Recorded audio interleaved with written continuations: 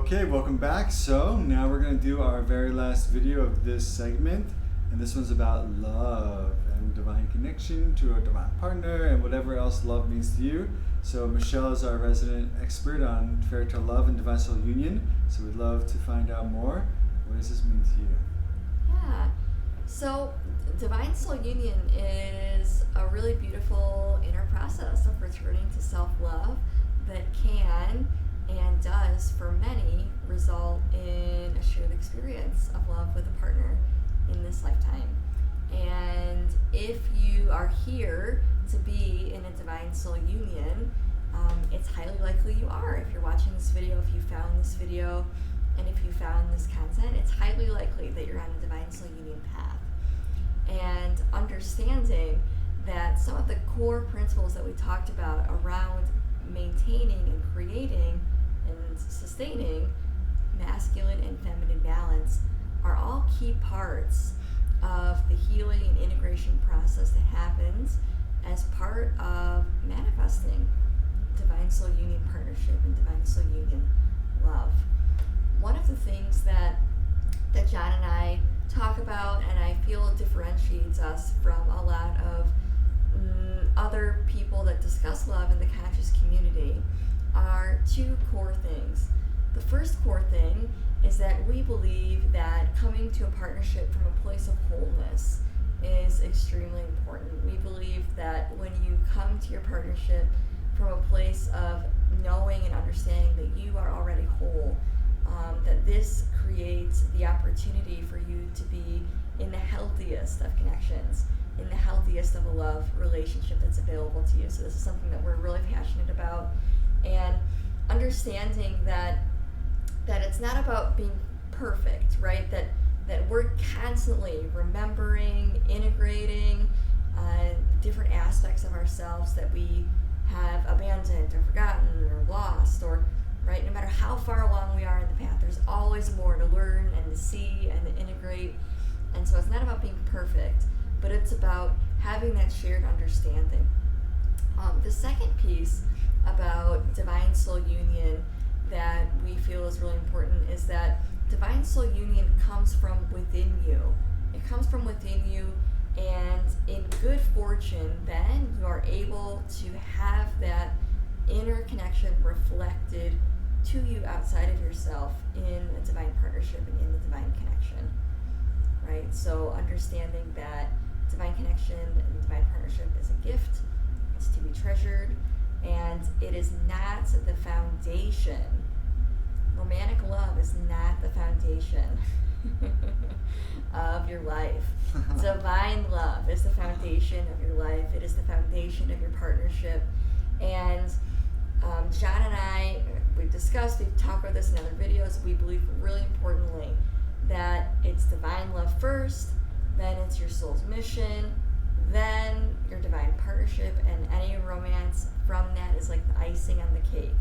And having this shared understanding, and also for both of us committing to doing large amounts of inner work in total isolation and a willingness to be completely alone for many years on both of our parts, really allowed us to create what we have and to be in what we have right now. And is there anything else you want to say about that? Yeah, somebody might say, oh, well, I don't know if I want to be alone in isolation doing spiritual work just for the sake of getting a partner later. And that could be the truth for you right now. And then the question comes, well, are you sure that you're not that committed to spiritual and inner work? Does that make sense? Does that question make sense, right? If you're really committed to inner transformation and you do regard it as your number one priority, why wouldn't you want to just dedicate your full life to it, right? And if you do dedicate your full life to it, guess what? You will create the foundation and wholeness to be able to have a partner where they feel the same and they've mirrored you, they're doing the same, and you can maintain a healthy relationship without feeding off each other or engaging in negative sort of dependencies on each other, because you're both fully set, plus you both have inner tools to deal with every problem And plus, you don't mix up your priorities where you think, oh, you're the most important thing in my life. How, that's like disgusting almost. Like don't you just want to vomit when someone says you're the most important thing in my life? How? Why? Like, does that actually make sense? What if you would lose them tomorrow? Like, does your life end? What's more important is you have to get your priorities right. Putting your spiritual life first at the center is what solves the other areas of your life. Yes. It actually does solve the other areas of life, including romantic partnerships. And if you're not willing to do that, well, then you're only haphazardly looking for a divine partnership, and what you really want is a sexual partnership. And that's just like everybody else, in which case it's not even a spiritual wish, which means that we're not even the right ones to help you with it. Yes. There's John with his sword. And so I think, and these are all really good points. And so why would we want a divine partnership? Why would we want a divine partnership? And the first piece about a divine partnership is that very often divine partnerships come with soul contract packages to fulfill really awesome soul missions together. And they're the soul missions that both of you are going to find deeply gratifying and satisfying. And as you guys pull them in and embody them, it's going to be the most fulfilling work of all. The second thing about a divine partnership is that it sounds really counterintuitive, but when you put the divine first and you live from that place and you build a foundation from that place, what happens is that you end up being able to receive a relationship that is so deeply correct for you and fulfilling for you, and fulfills you in an extremely deep and powerful and profound way, because now you're trusted with it. Now you're trusted with the fact that you're being given something that allows you to receive this much joy and pleasure, etc., because you're not going to allow it to drag you off course and out of alignment. And the more that you can be trusted to stay on path and to stay in alignment with what's actually correct for you, the better of a partnership that you're going to be able to magnetize, attract, and keep in your life. And there's a lot of people out there that have maybe met their divine partner, they're suspecting they've met their divine partner, or they're meeting somebody that's actually a really toxic relationship and they're calling it a twin flame. That's a whole other bag of tricks that we're not going to open today. John and That's the puke moment. Yeah, Okay, it's not even spiritual what these people are doing. It's not even spiritual. It's completely attachment based. Yes. Mixed with some wacky faith. This is true. It's dangerous. It's dangerous. Well, I'm not saying it's all wrong. I'm just saying it's dangerous and it's a sticky situation, and it requires extreme carefulness because you don't really know what you're getting into. And I consider it actually there's a lot of laziness involved. It's like, well, I don't really want to transform myself all the way, so I'll just get a partner who complements me, and then we'll be fine together as a unit. That's lazy. It's better to be like, well, I'll just do the work on my own, and then I'll be fine no matter what. And then great, I'll meet a partner who's the same, even better. Yeah. That's how I think. Yeah, and I feel like that's the highest way to think. But again, it's not about judgment, right? There are certain things that are aligned for certain people in certain parts of their journey. But when it comes to highest aligned, when it comes to truly embodying a spiritual path, when it comes to having a partner that's beyond what you could ever imagine, divine soul union is it, you guys. And giving yourself permission to drop the attachment, I feel, is really, really, really important. And understanding that first and foremost, divine soul union is within you, and through the gift of the divine, you are able to receive an experience with an aligned partner, and that it's not coming from you, that it is a gift. Every moment with this person is a gift. I really like the way you're saying that, and I feel like that is a principle of the universe that applies to other things as well.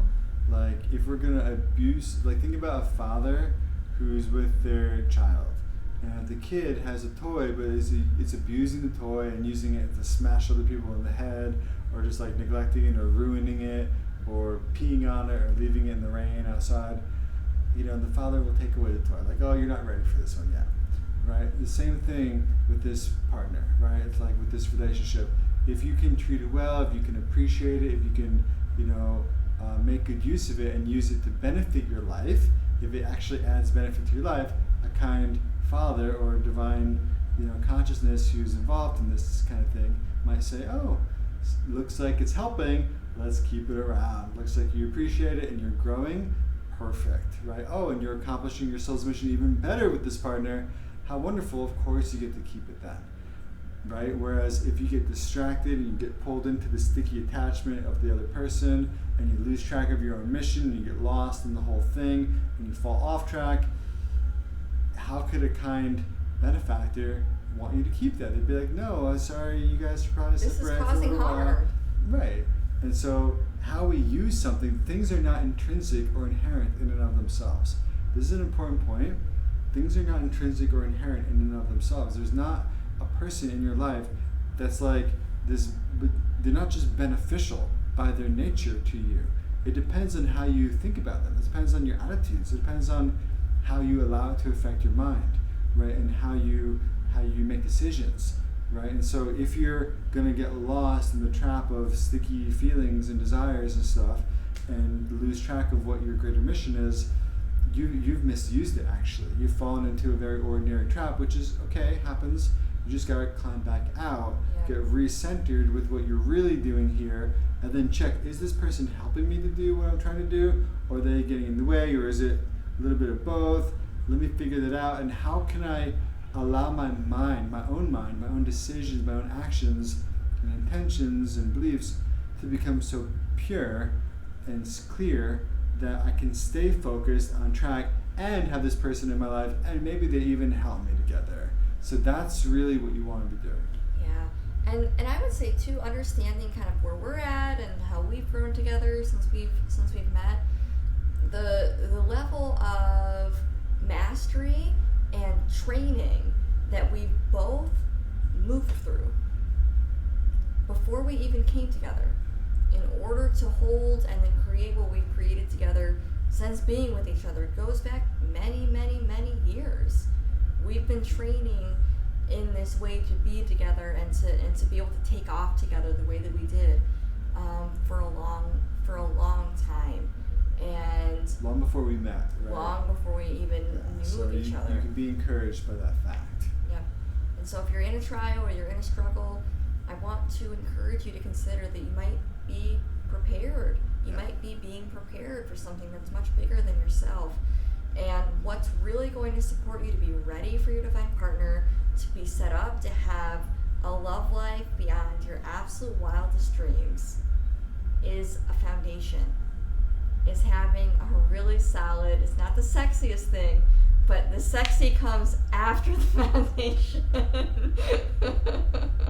And just foundations can be sexy. Yes. You just gotta enjoy. That's pretty much John's soul's mission. I think we figured that out. Foundations can be very sexy. They can be. My spiritual teacher compared like spiritual foundations and mindfulness to being like a rat and a squirrel. What's the difference between a rat and a squirrel? They're actually not much different, are they? But the squirrel's got a big fluffy tail and everyone loves squirrels. That's mindfulness. The rat is like spiritual foundations. It's like got this small little tail. No one likes it, right? It's not a really small difference between them, but and so the whole point here is, the practice of mindfulness applied to your own intentions is essentially what a foundation is made of. And so if you can just reframe what you think a foundation is, it's just being mindful of your own intentions and just choosing good ones and following through with good ones and not bad ones. If you just did that, that's a very adequate foundation just there. You'll get most of the way there just doing that. So you can see how it's actually quite fun and friendly.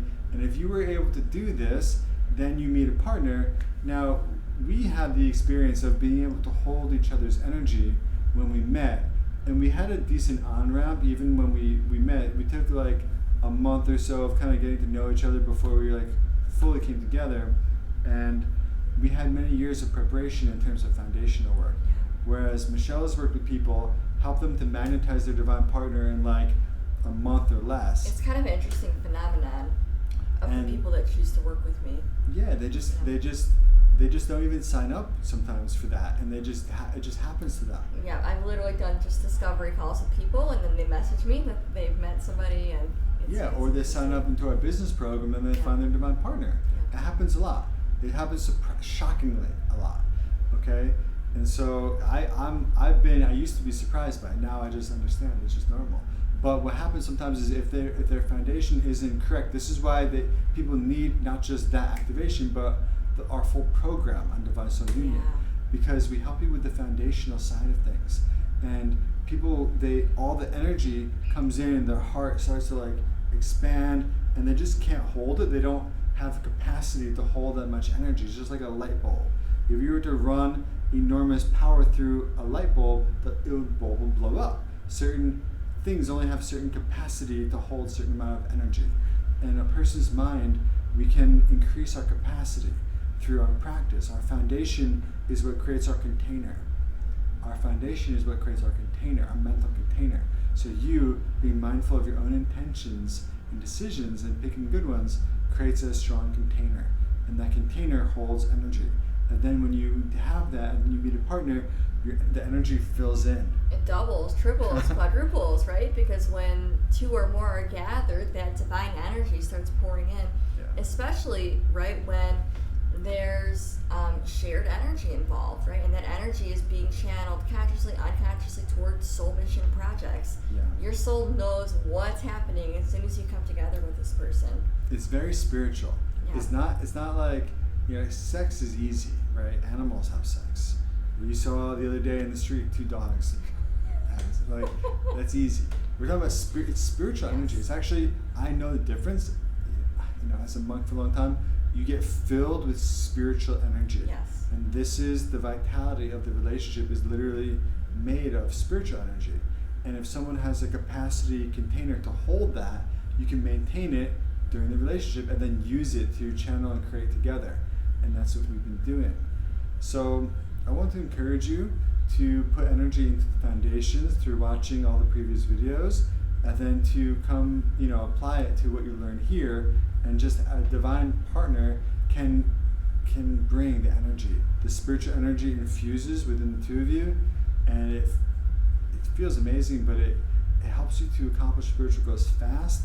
Yes. Our own businesses blew up like crazy when we came together. We were both doing it apart, and we came together and it blew up. So, and that's just business. And that's just one thing. Insane spiritual progress together too since being with each other. So much spiritual progress that we've had.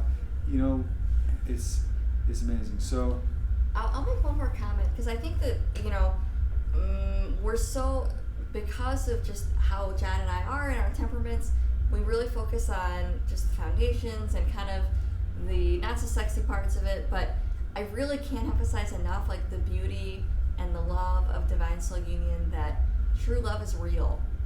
True love is really real, and it's available to each and every one of you in this lifetime. True love, a love beyond what you've ever known.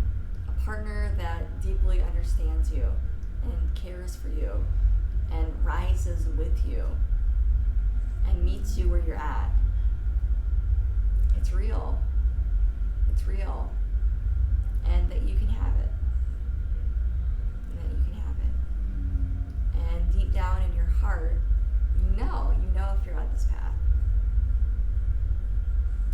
If we let go of our kind of more selfish or ordinary desires to have a partner, we will open up to receive the right partner, the divine partner, right? Sometimes we're holding on to, I know before I met Michelle, that was part of the work I was doing, was I was holding on to different types of things I wanted in a partner, and as I said before, trying to outsource the feminine energy in my life to another person rather than accepting and embodying it within myself. So that was me, right? And so if you're a woman watching this, it's your masculine side. You need to accept and embody your own masculine side so that you can meet the right person, right? And not just repel the right person, right? Because the whole person is going to see you and be like, you're not ready, right? Until you do that. So, and part of this is just letting go of the desire for like the ordinary experience of sex and partnership, and just being willing to believe that there's something greater available to you.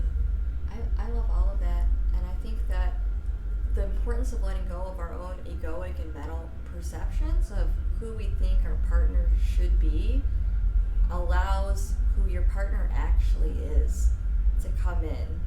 And as I get to know John more and more, I just understand so deeply that this person makes so much more sense than anybody I could have ever imagined myself. Yeah, we don't really know our own dispositions sometimes, and we don't really know what's best for ourselves sometimes. And so the right partner may not be the one that you would have thought was going to be the right partner, right? I never knew I was going to be with a 5'2" fairy tale fanatic, but here I am. And so, there's probably little quirks about me that Michelle's like, never thought, what's up with that? But altogether, it's certainly working, and that's just because whatever divine orchestrator there is has got to work with what they got, and we have our own dispositions and tendencies, and let's just call them imperfections, right? I do, and so whatever is helping me to manifest the right things for me is working with what's there, and so will give me the match for what's there, which means according to appearances there might be quirks, or there might be things that aren't exactly what your ego would have thought it wanted, right? But we got to surrender all that, and the whole point is benefit. For me, the way I check something is to see what is it having a beneficial impact on my mind. That's actually the ultimate way to measure a thing.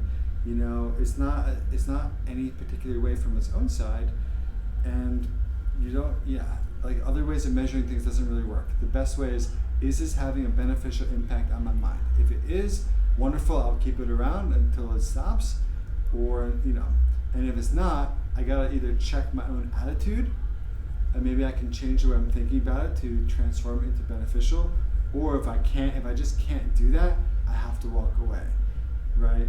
And in terms of a partnership, what about a partnership where there's not, it's not drenched in stickiness and desire and craving and obsession with each other and trying to control each other? What about that, right? Sometimes, our mind thinks it wants some of that stuff, but it's not actually beneficial. It's more beneficial to have a partner that you feel light with, you feel like yourself around, you're free, you're happy by yourself, you're happy with them. That's beneficial. And if the person can help you to bring out the best in you, she's done this for me, helping me to bring out the best in myself, bring out the best in what I can offer to the world. I see that I'm making more progress on my spiritual path as a result of this relationship than I was without it. And so these are the types of things, this is how I measure something. And so I think your spiritual path, your bigger mission, your soul's calling, these are the important things. And a relationship is part of a vehicle to get there faster, actually. So this is just some of how I think about it. That's really beautiful. Yeah.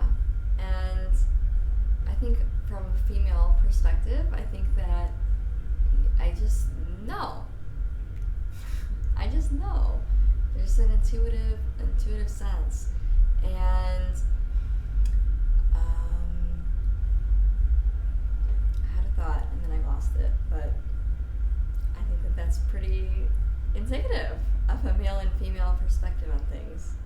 So, and yeah, I just see so many ways that John has benefited me since meeting him, and I wouldn't be the person that I am right now at all without John. I have so much to thank John for in my life, and that's really the gift of a divine union. Is it's this incredible expression of just unconditional love. The things that you'll kind of do for your divine partner just out of love, and getting to experience that awe and that wonder together. Yeah, and it's a comfortable way to be corrected and to see a mirror for yourself and learn to trim up your kind of shortcomings and kind of make them better and all that kind of stuff, bringing out your best. These are it's so nice to have a comfortable way of doing all that stuff, a way that feels good, in a way that's working fast, right? Normally it's so uncomfortable to work on ourselves that we just either don't do it or we plunge into despair while we're doing it. Whereas, what if a relationship could be so fun and comfortable and joyful overall, and also be a mirror for you so you can learn at the same time? That's so great, right? That's so great, and that's what this is. That's what this is, and what if someone's presence could bring out your best heart? What if someone's presence could bring out the best in you? It's effortless, but that's what's happening. Okay, that's what's happening. So there's a million reasons why, but these are just a couple of them. Yeah, I really encourage you to just go with it. If it feels good for you, just go with it. Just believe that you can, and just give up the idea that you'll ever settle for anything less. Give up the compromise. The compromise is what keeps us stuck, not just in love, but in business and whatever else. Stop settling. Make a decision right now and a commitment in your heart to just stop settling. Yeah. And in case any of you are wondering, am I the magic cure, for Michelle? No. Right? It's what's flowing through. It's what's flowing through me, just like I said before. It's what's flowing through us. That is what helps other people. And so that's the point, isn't it? Because of the connection, what flows through us, each other, helps each other. And we both grow faster. Okay, so please take this as encouragement to believe that you can manifest this for yourself. Okay, we'll be there with you if you choose to work with us to help you get there. And I can't wait to see that happen. I can't wait to see you inside, manifesting your incredible divine partner, clearing the separation of time and space between you two so that you can become one once again in this life. Yes. All right, and we'll see you on our calendar.